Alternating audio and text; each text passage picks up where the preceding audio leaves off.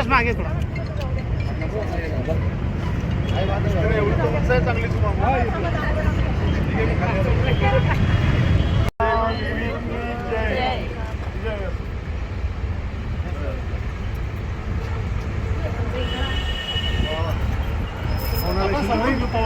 Group असा सगळ्या महिलांचे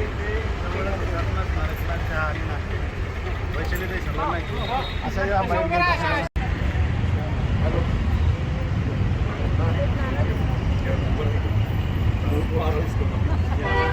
साहेब सावित्रीबाई फुले रमाई माता अहिल्यादेवी होळकर यांचा आज जागतिक महिला दिन आहे.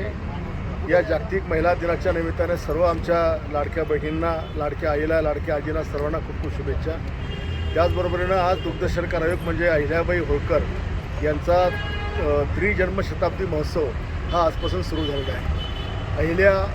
अहिल्यादेवी, अहिल्याबाई, पुण्यश्लोक अहिल्यादेवी होळकर आणि अहिल्या होळकर माता अशा अनेक पदव्या अहिल्याबाईंनी त्या ठिकाणी मिळवल्या.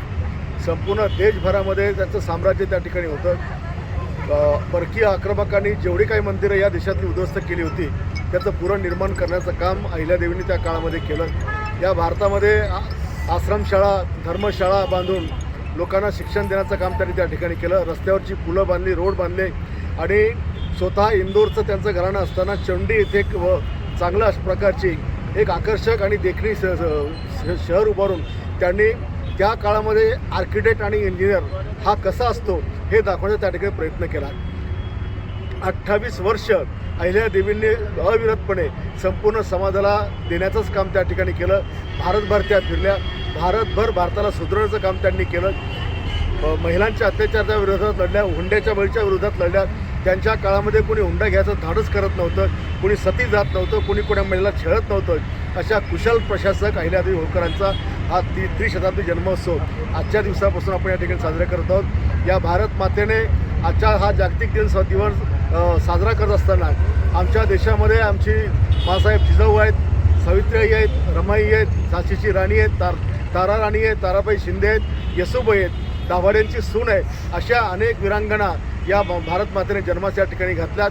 या वीरांगणांनी गर्दन काळ बनून शत्रूंवर त्या तुटून पडल्या, तर काहींनी प्रशासनामध्ये पतींना हातभार लावून हा देश सुधारण्याचा प्रयत्न केला. अशा सर्व गंभीर मातांना, या सर्व मातांना घेतलं, या सर्व मातांचा या ठिकाणी सन्मान आम्ही लोकांनी केला. त्यांना सगळ्यांना वंदन करतो आणि या मातृशक्तीला आम्ही सगळे लोक नमन करतो. खरं तर आजच्या दिवशी महिला, आपण आजही म्हणतो की महिला जागतिक दिन साजरा करतो, पण आजही महिलांवरचे होणारे अत्याचार, महिलांवर होणारे बलात्कार, महिलांवर होणारा पारिवारिक कौटुंबिक हिंसा या अजूनही थांबायला तयार नाही.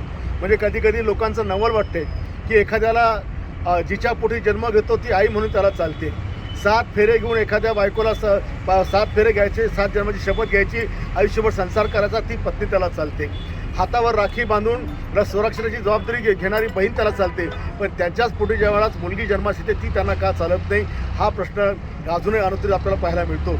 आजही आपण पाहिलं की मागच्या महिन्यामध्ये वाशिममध्ये सलग 3 मुली झाल्या म्हणून सासरच्या लोकांनी त्या बाईला जिवंत जाळलं. हा महाराष्ट्र कुठे, आपला देश कुठे चाललेला आहे. आजही कौटुंबिक हिस्सा मी पाहतो की अनेक मुलीचे संसार तुटतात, त्यांना वागवल्या जात नाही.